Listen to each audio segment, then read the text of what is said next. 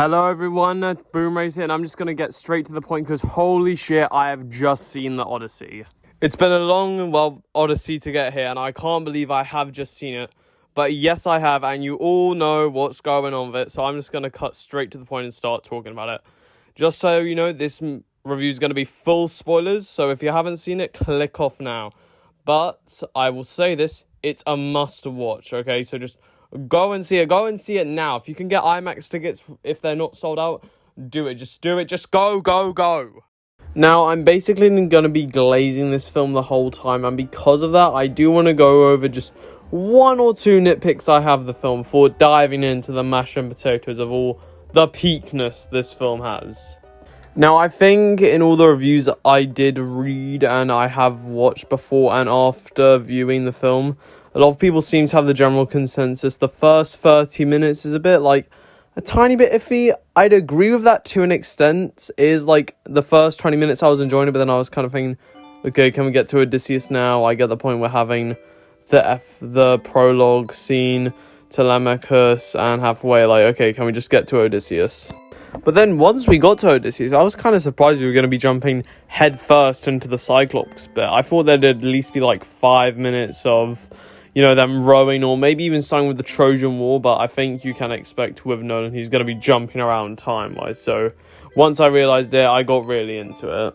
And also, I'm not complaining, because the Cyclops scene is brilliant. That's genuinely one of the times I've been muttering under my breath, oh my goodness. And I haven't read the book since, I think year 6. That's the equivalent to 5th grade for everyone in America.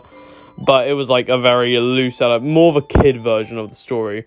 But it was kind of sad that they didn't really have any interactions, conversation-wise with the Cyclops. And it was mostly just them, avoiding its capture. But, geez, the roar it makes after it's been killed. Not killed, stabbed, but you know what I mean, yeesh, what a sound. I felt it in my soul.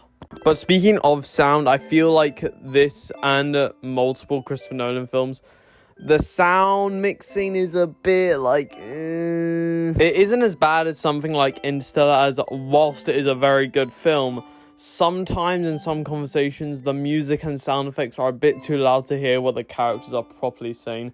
And with a film which is so centered with its conversations in Insta, you kind of need to hear the dialogue in that film. I actually showed the film to a friend yesterday as the day of recording this, and halfway through we did turn on the subtitles just so we could have a bit more clear of what the characters were actually saying in the film. But other than sort of maybe just doing a bit more with Calypso and Athena, just having maybe one more scene to flesh them out with Odysseus, and whilst I think there's no bad performances in this film, I think Tom Holland is a bit more on the weaker spectrum of the performances, but the performances are all great. I think, other than those things, I think this film was absolutely amazing. First off, I think it goes without saying, but this film just looks amazing. I got to actually see it in IMAX. I was very lucky to. It was a packed screening, and actually with that, geez, I love a packed cinema, but I just kind of remember how annoying it can be sometimes. During the scene where Odysseus' ears are, not Odysseus, but all his men are blocked, all their ears are blocked with earwax. When you just hear the music, someone's phone the whole time had music playing, some really mean music. And when it was just the music, you could hear that music playing, it was so annoying. And then the biggest crime of all, when Odysseus finally kills Robert Pattinson's character, there's moments after that, someone's phone ringtone goes off, are we serious here? But speaking of Robert Pattinson, he is just amazing in this. The minute he is shown on screen, you just hate him. His demeanor, his voice, his actions. Everything is so good. And especially the third act. The first two halves, I think, are pretty good. No, the first 2/3, I think, are pretty good. They're, good. I understood why people thought it was good. It's pretty great. But I didn't really understand why everyone was glazing it to be the movie of the year. It was on the same level as Project Hail Mary.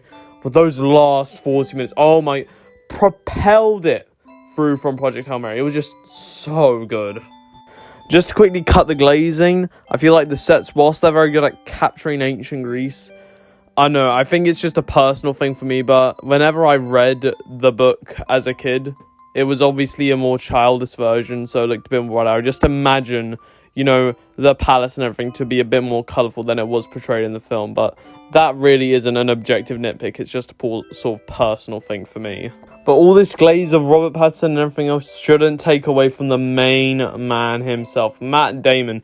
He goes through the ringer in this as a character, but also his acting range. He has to scream, he has to shout, he has to be vulnerable, he has to be orderly. Oh, his acting is just so good. I would be very, very, very shocked if he doesn't get nominated for Best Actor. And I really hope he does win, because this performance is just outstanding. Probably one of, if not his best in his career. The score as well is so good. Like, genuinely, I love the rhythmic thumps in a lot of scenes, which really heighten the intensity of scenes. And also, I don't think enough people are talking about how horrifying this film is. Not only, like, the whole Cyclops scene, but the underworld scene, the slaughtering of the soldiers during, like, the giant silver armored scene.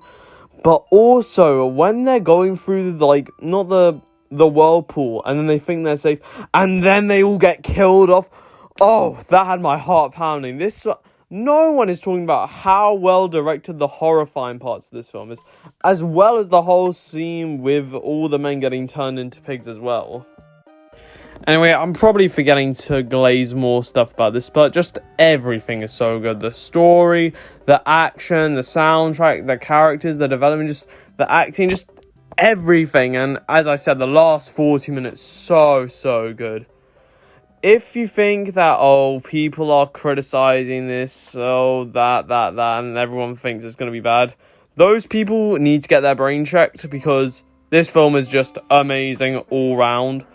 And whilst I will admit myself, when going into it, I was a tiny bit worried with the dialogue because of the two instances of, let's go in, you're panning for a daddy who's never come back. But those are the only two instances of it happening from what I can recall. But other than that, the film is just amazing. And whoever hasn't seen it and has just heard me talk about, like, my personal experiences before I saw the film, I don't really know why you're here. And you just listen to me spoil half of the film. But, oh well. Anyway, I think I'm going to go ahead and give this a 9 out of 10. It's more closer to a 9.4, 9.5, but I'm going to have to rewatch before I can fully solidate my opinion on the film and its placement. In the rankings, I'd probably maybe put it... Right now, I think it's currently tied with Interstellar and Oppenheimer. I'd have it placed in between them, so the number 3 spot, but I'm not really sure. I'm not really fully sure on its placement, because I also feel Oppenheimer could go higher up on my Nolan ranking on its rewatch. But we'll have to wait and see. Anyway, that's all I really got to say, everyone. This is Boom Ray signing out, and have a good day.